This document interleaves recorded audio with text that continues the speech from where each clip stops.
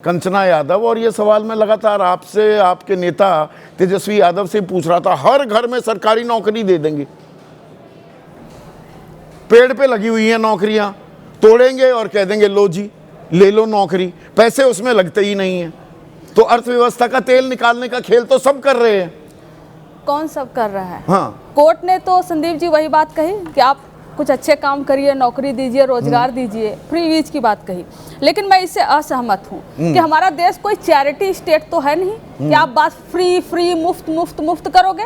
ये एक welfare state है और वेलफेयर स्टेट में बहुत सारे स्कीम्स और प्रोग्राम्स पहले से चलते आए हैं, चाहे वो पीडीएस हो, पब्लिक डिस्ट्रीब्यूशन सिस्टम हो, पेंशन योजना हो, मिड डे मील हो या महिलाओं के लिए कोई कार्यक्रम हो। लेकिन 2014 के बाद जो एक चीज़ बहुत आम हो गई है वो मुफ्त में हम आपको दे रहे हैं, मुफ्त में हम आपको दे रहे हैं। और कोर्ट का मैं आदर करते हुए, सम्मान करते हुए कहना चाहूँगी कि आप जब कह रहे हैं ना कि जो टैक्स पेयर के पैसे हैं उनसे ऐसा लग रहा है कि एक सेक्शन ऑफ सोसाइटी को उन्होंने टैक्स पेयर अलग से घोषित कर दिया और बाकी सब तो परजीवी हैं, बाकी सब तो चैरिटी पे हैं।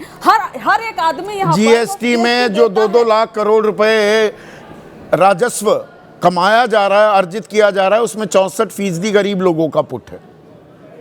64% जो गरीब है वो दे रहा है, तो ऐसा बचता कोई नहीं है कर की इस मार से। जब कॉर्पोरेट को आप बड़े बड़े आप छूट देते हो 15 लाख करोड़ की, छोटी मोटी थोड़ा देते हो, और 5 किलो राशन को लेकर या फ्री बिजली को लेकर या फ्री शिक्षा को लेकर जो आप मुफ्त कहते हो और उसको आप चैरिटी की तरफ नहीं। पर इसमें क्या सुप्रीम कोर्ट की ये बात आप नहीं मानेंगे? सबको देने की जरूरत थोड़ा है बिजली मुफ्त। तो हम तो कह रहे हैं कि आप आइडेंटिफाई करिए 81 करोड़ 35 लाख पर। मेरी दिक्कत यह है कि सुप्रीम कोर्ट ये क्यों नहीं कहता, और ये तो सवाल पूछा गया था, दे वर सरप्राइज्ड, हतप्रभ थे कि 81 करोड़ 35 लाख को दिया जा रहा है, जैसे मालूम ही नहीं सुप्रीम कोर्ट। पहली बार सुने होंगे, पहली बार सुने। अच्छा, ये उनको पता ही नहीं। अब आपको हम बता रहे हैं कि अगर आपको आइडेंटिफाई करना है कि देना किसको है किसको नहीं देना है, तो आपके पास एक डेटा तो होगा ना। और वो डेटा आएगा कैसे? आप सेंसस करवा नहीं रहे हो, आप कास्ट बेस्ड सेंसस नहीं करवा रहे हो, आप किसी तरह का सेंसस नहीं करवा रहे हो, तो क्या हवा में आप दोगे? आपके पास ना आंकड़े हैं फिर भी कहोगे टारगेटेड दो। कैसे टारगेट करोगे आप बताइए?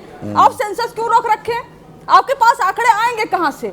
अगर आप जुबानी ऐसे बोल देते, हाँ हमने भी कहा हम देंगे, हमने कहा चुनाव जो होगा सरकार बनेगी हम देंगे, और जब हम कैसे देंगे? वो आंकड़ा कभी नहीं दे पाए थे।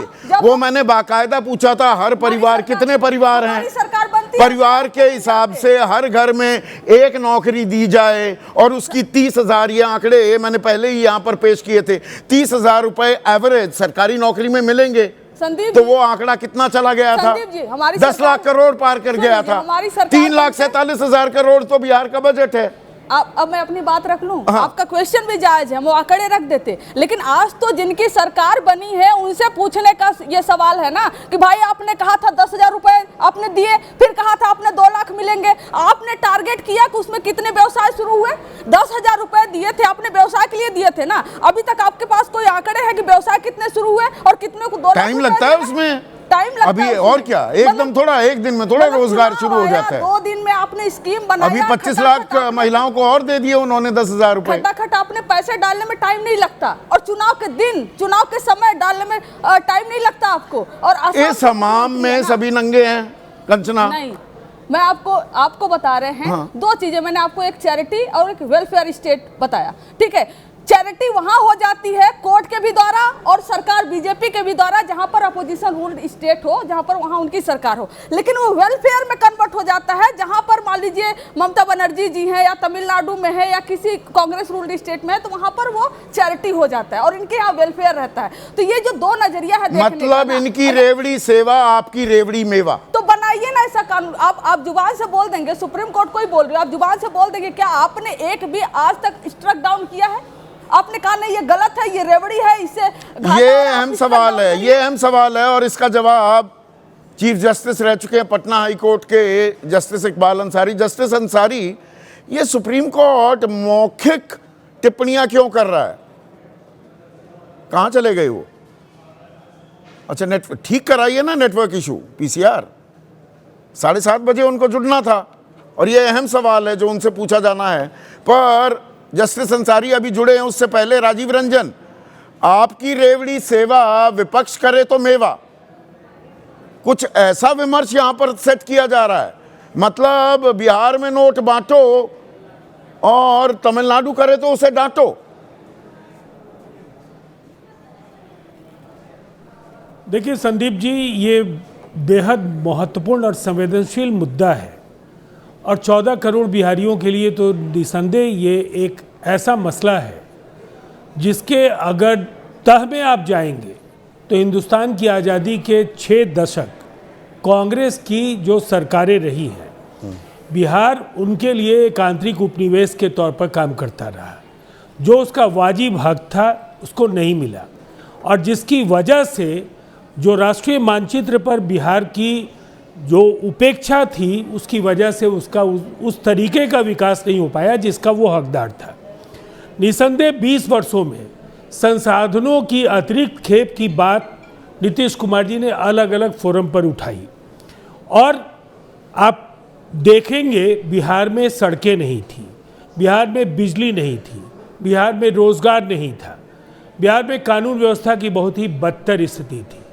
तमाम वो मानक जिनके आधार पर किसी राज्य के विकास को खंगाला जा सकता है, बिहार इसलिए पिछड़ा था कि केंद्र बिहार को उभरने नहीं देना चाहता था। चलिए, ये तो केंद्र हालात की बदले, जिम्मेदारी हो गई, नीतीश कांग्रेस की जिम्मेदारी हो केंद्र गई। से राजीव जब रंजन जी, मेरा सवाल ये है, मैंने सवाल ये पूछा था, आपने 10,000 रुपए बांटे, उस पर सुप्रीम कोर्ट को तो छोड़िए, इलेक्शन कमीशन ने भी कोई संज्ञान नहीं लिया। नहीं जी, कंटिन्यूइंग है। ये ऐसा पहली बार हुआ कि चुनाव चल रहे थे, नोट आ रहे थे खाते में खटाखट और वोट भी डल रहे थे फटाफट। यहां पर ऐतराज दर्ज हो जाता है सुप्रीम कोर्ट की तरफ से, आपके बारे में कोई चूं भी नहीं करता। ये सामान्य था।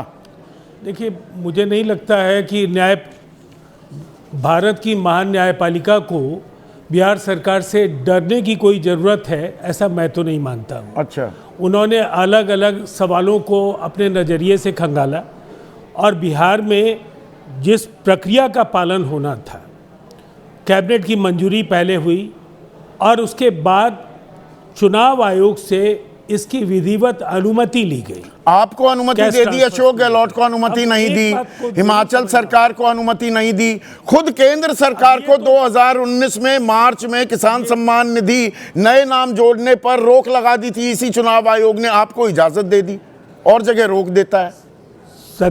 संदीप जी, मैं चुनाव आयोग से पूछे गए सवालों का जवाब देने के लिए बाध्य तो नहीं हूँ, नहीं, और न न्यायपालिका से आपकी क्या नहीं बाध्य तो आजकल ये एक नई चीज हो गई है। राजीव रंजन जी, आपने you hit the nail on the head. कोई बाध्य है ही नहीं जवाब देने के लिए, आप भी बाध्य नहीं है। चुनाव आयोग वो कितनी भी SIR पर सर खपाते रहिए, वो प्रेस कॉन्फ्रेंस नहीं करेगा। और सुप्रीम कोर्ट से तो कैसे सवाल पूछ सकते हो? तो पता नहीं किससे सवाल पूछने चाहिए। आपने मेरी बात को किस संदर्भ में लिया मैं नहीं जानता हूं। मैंने बस ये कहा, आपने बिहार से जुड़े हुए सवाल पूछे हैं और बिहार में आप इसको फ्रीबीज मानते हैं, रेबड़ी मानते हैं, या महिलाओं के उत्थान के लिए कालजयी युगान नहीं, वो अपनी जगह देखिए, उसमें अलग अलग नजरिए हो सकते हैं। राजीव जी, उसमें अलग अलग नजरिए हो सकते हैं। मैं आपकी बात से इत्तेफाक रख रहा हूं। मैं मानता हूं ये विशुद्ध घूस थी। आप कह रहे हैं कल्याण है, मैं उस पर आपके साथ वाद विवाद नहीं कर रहा हूं। मेरा सवाल यह है कि सुप्रीम कोर्ट ये कह रहा है कि कहां जरूरी है, कहां गैर जरूरी, और रोजगार सृजित करने के लिए पैसा लगाओ, ऐसे पैसे मत बांटो। और जनसुराज पार्टी अगर जाती है कि ये तो चुनाव को प्रभावित कर दिया 10,000 रुपए बांटकर, वहां पूछा जा रहा है कितने वोट पड़े? जब लोगों ने ठुकरा दिया, अरे लोग तो ठुकरा देंगे, पैसे आ गए, आपको वोट डाल दिया, ये चित भी मेरी पट भी मेरी हो रहा है क्या? देखिए, अब मुझे थोड़ा वक्त दे दीजिए, मैं समझता हूँ आपके पास समय उतना ज्यादा नहीं होगा। नहीं, समय है। आप दो पक्ष है। हाँ, जो कर्ज और GDP का जो वैश्विक अनुपात है वो 100% से ज़्यादा है। दुनिया के वो तमाम संपन्न मुल्क जिसमें America, Canada, UK, Germany, China, ये तमाम जो बड़ी शक्तियां हैं, इनका जरा वो अनुपात देख लीजिए।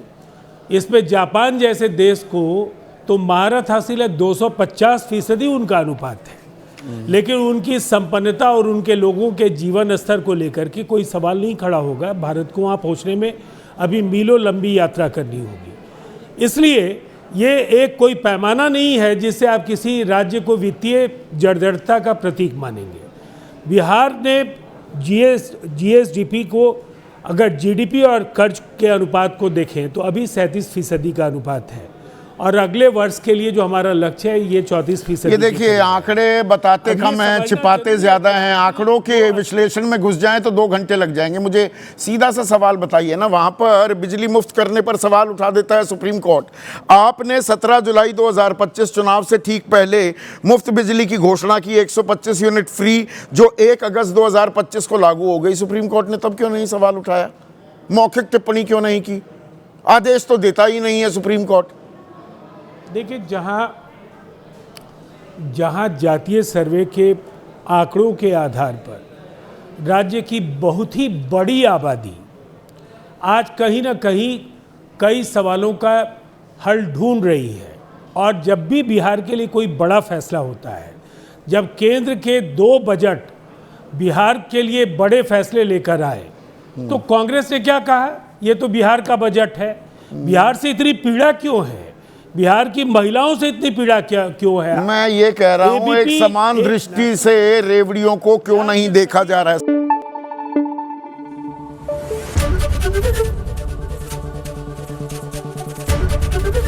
एबीपी न्यूज आपको रखे आगे।